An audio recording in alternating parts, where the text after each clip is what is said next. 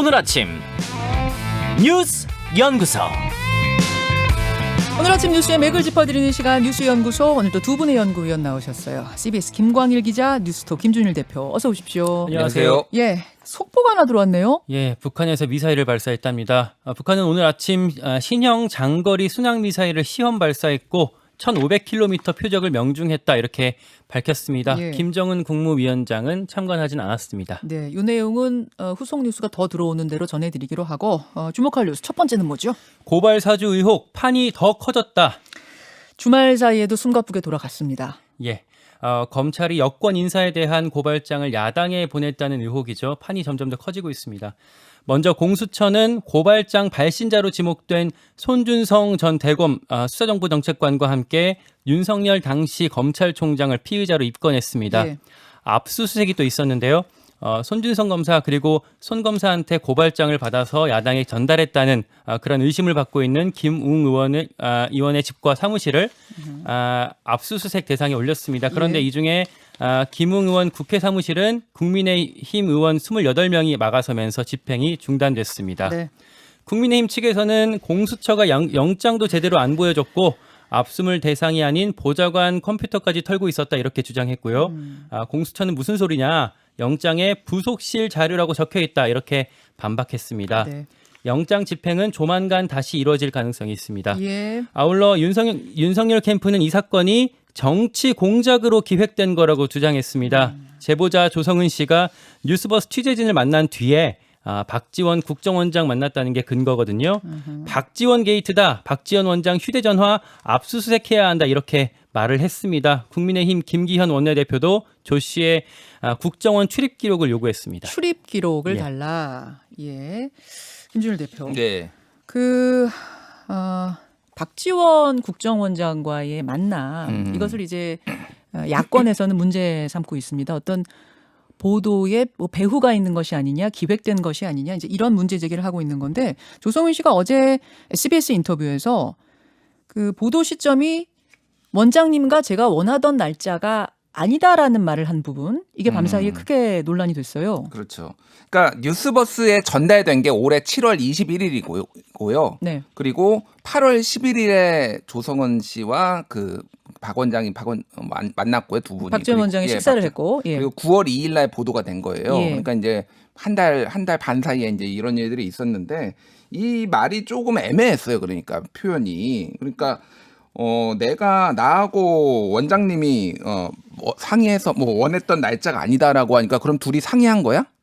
상의해서 이거를 날짜를 결정하려고 했던 거야? 이렇게 해석이 될 만한 그 내용이거든요. 근데 그러니까. 이제 SBS에서는 그부 뒤에 후속 질문이 없었던 거죠. 그 그러니까 답변에 그래서 대해서. 박 원장에게 이 건과 관련해서 어떤 얘기도 안 했다고 다시 확인하는 것이냐라고 질문을 하니까 그럼요라고 또 얘기를 했어요. 그러니까 그러니까 상의 안 했다라고 또 얘기를 했어요. 근데 뭐 원한 날짜가 그러면 언제냐 도대체. 뭐 10월이냐 11월이냐 뭐 대선 직전이냐 그러면은 이 날짜를 원해서 어떤 날짜를 택해서 지금 이거를 뭐 폭로를 하는 걸 원한 것이냐 뭐 이런 의문들이 지금 남을 수밖에 없는 거죠. 그러니까. 예, 그러니까 이 부분을 조성은 씨가 지금 스튜디오 밖에서 출연을 준비하고 있습니다. 밤사이 논란이 됐던 이 부분에 대해 본인에게 제가 직접 질문을 할 거고요. 어떤 상황에서 이 발언이 나오게 된 건지 제가 직접 한번 들어보도록 하죠. 예, 더 이어가시겠어요? 아니, 되죠. 예, 김준일 김광희 기자.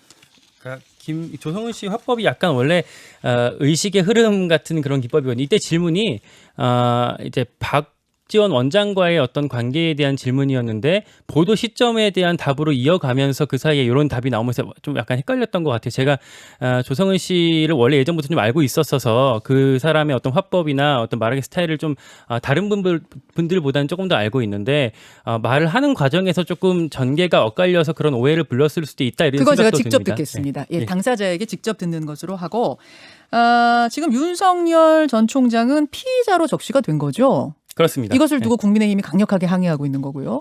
네, 피의자 입건 자체보다도 국민의힘은 일단 압수수색 과정의 절차의 문제를 더 크게 삼고 있습니다. 그리고 지금 줄기가 하나 더 있는데요. 네. 이제 국민의힘이 최강욱 의원을 고발했던 그러니까 8월 고발장 고초안이 정점식 의원 손에서 나온 것으로 지금 확인이 됐어요. 예. CBS 이정주 기자가 단독 보도를 했는데 정점식 의원 같은 경우는 보좌진이 갖고 온 거다. 그리고 국민의힘당에서는 문제될 거 아니다 이렇게 선을 그으면서 의혹이 지금 막혀 있는 상황인데 정점식 의원도 사실 윤석열 총장과 좀 가까운 사이로 우리가 알려지고 있거든요. 예. 요 의혹도 좀 반드시 좀 해결이 돼야 될 부분인 것 같습니다. 그러니까 손준성 검사가 김웅 당시 후보에게 보낸 2건의 고발장 중 4월 8일 두 번째 건은 8월에 국민의힘이 실제 접수한 고발장과 거의 흡사하다. 예. 거의 같다. 도대체 그럼 그 경로는 어떻게 된 것이냐? 그런데 조성은 씨는 이 2건의 고발장을 받았지만 고발을 그러니까 접수하지도 않고 안 했다는 거잖아요. 그렇습니다. 그럼 이것을 어디서 흘러간 것이냐에 대한 부분, 이 경로도 중요한 부분인데 역시 조성은 씨에게 질문하겠습니다. 하나만 더요. 파죽지세 이재명. 예, 민주당 경선 얘기죠. 그렇습니다. 성적표가 하나씩 드러나고 있죠. 어제 그제는 이제 대구, 경북, 강원 지역이랑 1차 국민 선거인단 결과가 나왔습니다. 네.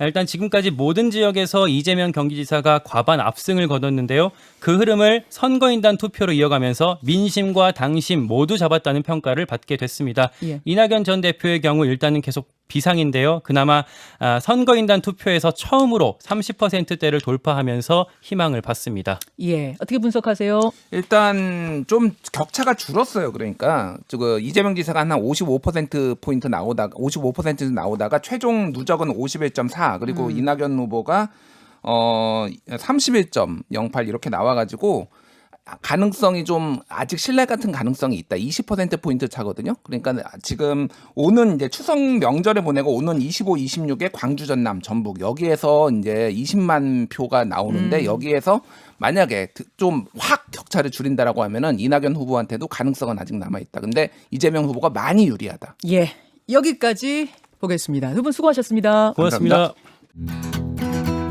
김현정의 뉴스쇼는 청취자 여러분의 참여로 이루어집니다. 트위터, 페이스북, 레인보우 게시판, 그리고 단문 50원, 장문 100원의 유료 문자 샵 1212, 우물정 1212 통해 참여하실 수 있습니다. 김현정의 뉴스쇼, 여러분과 함께 만듭니다.